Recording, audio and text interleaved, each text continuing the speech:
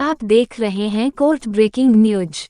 Supreme court ने 1 मई 2023 को प्रवर्तन निदेशालय बनाम मनप्रीत सिंह तलवार एसएलपी क्रिमिनल संख्या 18272/2023 की सुनवाई करते हुए सुप्रीम कोर्ट ने कहा कि रितु छाबरिया बनाम भारत संघ और अन्य में शीर्ष अदालत की 2 न्यायाधीशों की पीठ के हालिया फैसले को वापस लेने की मांग करने वाली केंद्र की याचिका पर विचार करने के लिए 4 मई को 3 न्यायाधीशों की पीठ गठित करने पर सहमति व्यक्त की।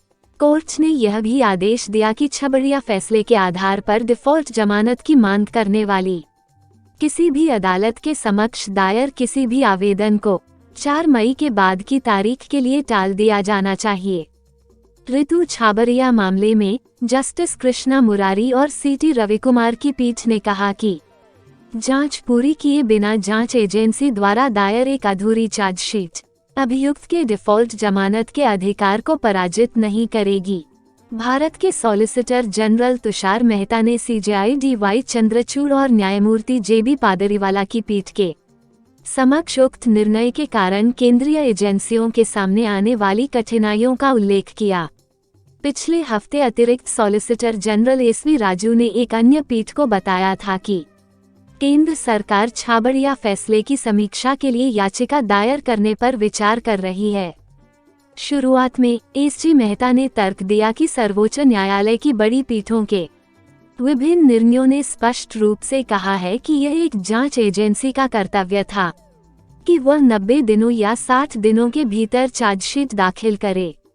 जैसा भी मामला हो, एसजी ने कहा कि एजेंसियों को सीआरपीसी की धारा 173(8) के तहत आगे की जांच की मांग करने का अधिकार है।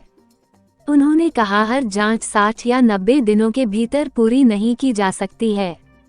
इस मौके पर मुख्य न्यायाधीश ने सॉलिसिटर जनरल को सूचित किया कि आज ही फैसला सुनाया गया, जहां बेंच ने छाबरिया मुद्दे पर भी विस्तार से बताया। वह जसबीर और अन्य बनाम राष्ट्रीय जांच एजेंसी और अन्य का जिक्र कर रहे थे, जिसमें अदालत ने कहा था कि एक आरोपी व्यक्ति इस आधार पर डिफॉल्ट जमानत का हकदार नहीं होगा कि उसके खिलाफ दायर चार्जशीट वैध प्राधिकार की मंजूरी के बिना है और इसलिए यह है एक अधूरी चार्जशीट। मुख्य न्यायाधीश ने मौखिक रूप से टिप्पणी की कि एसजी पहले फैसले का उल्लेख कर सकते हैं। Justice JB. पादरीवाला ने आगे कहा, हमारे फैसले में हमने कहा कि मंजूरी चार्जशीट का हिस्सा नहीं हो सकती है। जांच एजेंसी का मंजूरी से कोई लेना देना नहीं है। एक बार जांच पूरी हो जाने के बाद, एक बार चार्जशीट दायर हो जाने के बाद अदालत संज्ञान लेने की स्थिति में नहीं होगी। ऐसा नहीं है। इसका मतलब है कि चार्जशीट अधूरी है। छाबरिया का मानना कि देखिए मेरी जांच चल रही है, मैं सप्लीमेंट्री चार्जशीट दाखिल करने के लिए अपनी स्वतंत्रता सुरक्षित रखता हूं। सॉलिसिटर जनरल ने कहा कि छाबरिया एक निरपेक्ष प्रस्ताव रखते हैं कि अगर जांच पूरी किए बिना चार्जशीट दायर की गई है तो आरोपी डिफॉल्ट जमानत का हकदार होगा। देश के विभिन्न न्यायालयों के समक्ष इस निर्णय के आधार पर डिफॉल्ट जमानत के लिए पहले ही आवेदन आ चुके हैं। अब 3 न्यायाधीशों की पीठ में इस पर पुनर्विचार कर सकते हैं। क्या आप इस बीच कहेंगे कि निर्णय पर भरोसा नहीं किया जा सकता है?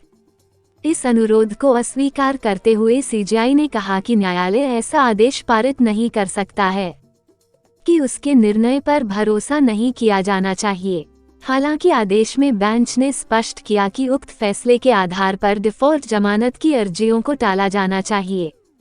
इसे गुरुवार को 3 न्यायाधीशों की पीठ के समक्ष सूचीबद्ध करें। इस बीच किसी अन्य अदालत के समक्ष कोई अन्य आवेदन दायर किया गया है, जिसके फैसले के आधार पर वापस लेने की मांग की गई है। उन्हें वर्तमान में स्थगित कर दिया जाएगा। गुरुवार से आगे की तारीख पर रखा जाना चाहिए। याचिका प्रवर्तन निदेशालय बनाम मनप्रीत सिंह तलवार है।